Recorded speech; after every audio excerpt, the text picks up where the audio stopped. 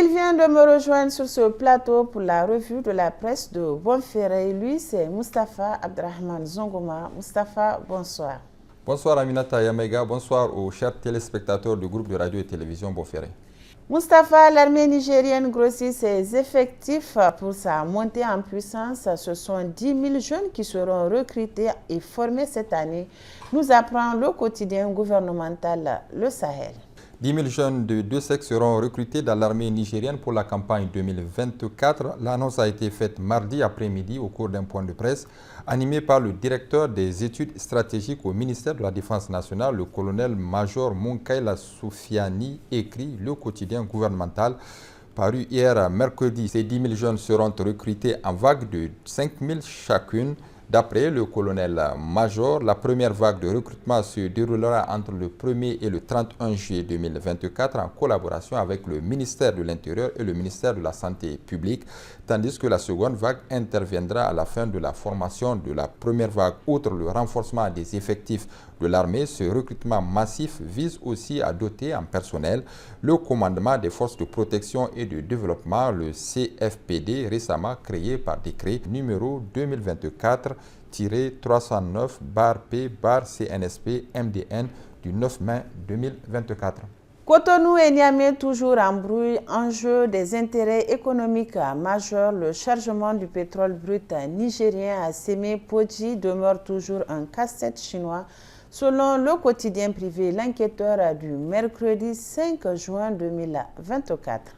Le navire Elandra Eagle, censé assurer l'enlèvement du deuxième chargement du brut nigérien, a accosté sur le terminal de Sémé-Podji ce 31 mai 2024. Seulement, aucune goutte de pétrole n'est encore mise dans les entrailles du navire. Les raisons de ce blocage trouvent son explication dans ces propos tenus par Patrice Talon. À minima, pour que ce transit soit possible, il faut que les autorités nigériennes annoncent officiellement que la fermeture de leurs frontières terrestres fait exception au pétrole. Une telle qualification serait susceptible de permettre un traitement juridique différencié du pétrole venant du Niger. À défaut de ce minima, toute formalité douanière de transit du pétrole reste légalement impossible entre le Bénin et le Niger, a déclaré le chef de l'État béninois. Selon certains observateurs, la sortie médiatique de Lamine Zen ce 1er juin 2024 au pavillon présidentiel de l'aéroport international Djori Hamani de Niamey a davantage exacerbé les frictions entre les deux pays. Selon le Premier ministre, les inspecteurs nigériens ont été chassés par la police béninoise du terminal de Sémé-Podji.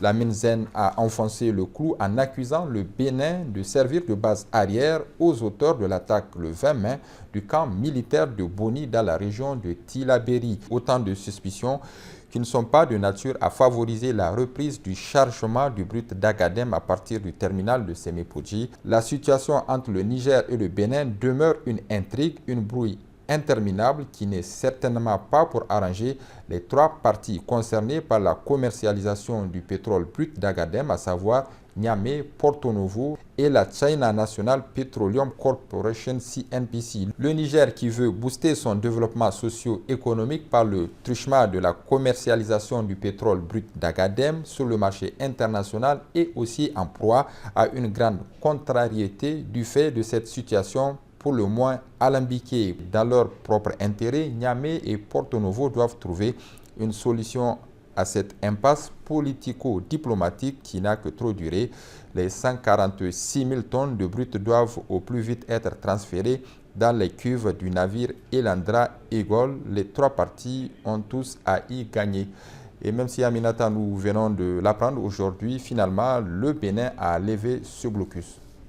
Diversification des partenaires axe Niamey-Russie, une coopération XXL, s'exclame le journal Le Baobab de cette semaine. Le dimanche 2 juin 2024, le général de brigade Abdrahman Chani, président du CNSP et chef de l'État, a reçu en audience une délégation russe de haut rang conduite par le vice-ministre de la Défense de la Fédération de Russie. Les discussions ont porté sur les perspectives de renforcement de la coopération bilatérale dans divers domaines, notamment en matière de sécurité, de défense et de développement économique. Les deux parties ont réaffirmé leur volonté commune de consolider leur partenariat stratégique fondé sur le respect mutuel, la confiance et la recherche de solutions concertées aux défis régionaux et internationaux. Le colonel général Evkourov Lunisbek a salué le leadership et la vision du président Tchani ainsi que les efforts déployés par le gouvernement nigérien pour la promotion de la paix, la stabilité et le développement du pays. Il a réitéré l'engagement de la Fédération de Russie à soutenir le Niger dans ses aspirations légitimes, à œuvrer de concert pour la réalisation de ses objectifs stratégiques.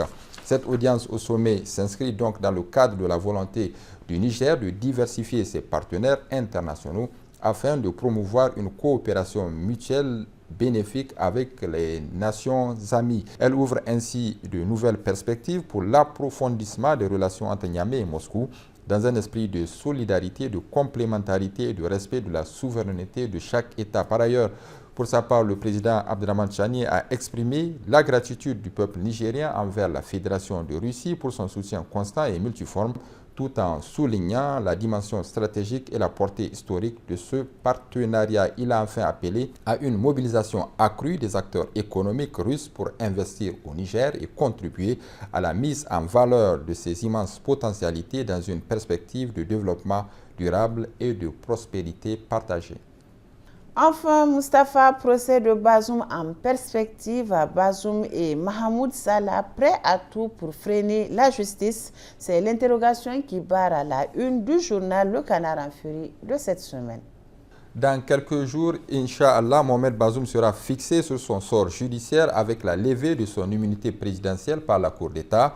Le président déchu pourrait être ainsi poursuivi pour des chefs d'accusation de haute trahison et d'atteinte à la sûreté de l'État, qui sont des crimes passibles de la peine capitale dans le droit pénal nigérien. Alors Bazoum et son clan, conduits par un de ses neveux, Mahmoud Salah, sont prêts à tout pour empêcher la tenue du procès de Bazoum dans les mois à venir. À travers les téléphones portables de l'ancien président déchu saisi par l'armée, on a retrouvé des preuves de son implication dans des tentatives de recruter des groupes terroristes chargés d'attaquer les installations pétrolières du Niger ainsi que les FDS et les populations civiles. Dès le 16 août, rappelle le journal, Bazoum avait téléphoné à Mahmoud Salah et à un certain nombre de chefs terroristes afin que ceux-ci montent des opérations de destruction des installations pétrolières du Niger si le CNSP ne le libérait pas. À l'approche de la décision de la Cour d'État, Mahmoud Salah était sorti de son silence au lendemain de la libération de Salem Bazoum, le fils du président déchu,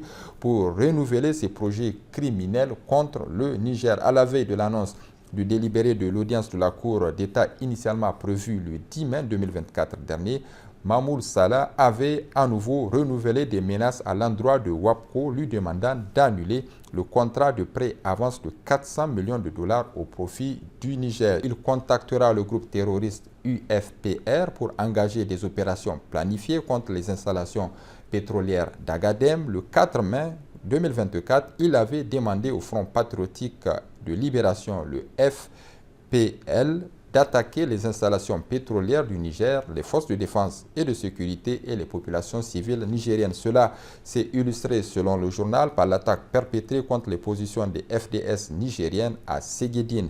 Cela démontre, selon le confrère, que Bazoum et son clan sont décidés à recourir à tous les moyens, y compris les attaques terroristes, pour empêcher la tenue d'un procès qui pourrait l'envoyer derrière les barreaux jusqu'à la fin de sa vie. Et puis, Aminata, avant de nous quitter, voyons ces deux titres d'autres journaux parus cette semaine. Il s'agit du titre du journal Le Monde d'aujourd'hui, numéro 592 du 5 mai 2024.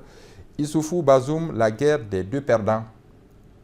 Enfin, le titre du journal La Roue Info, numéro 37 du 5 juin 2024.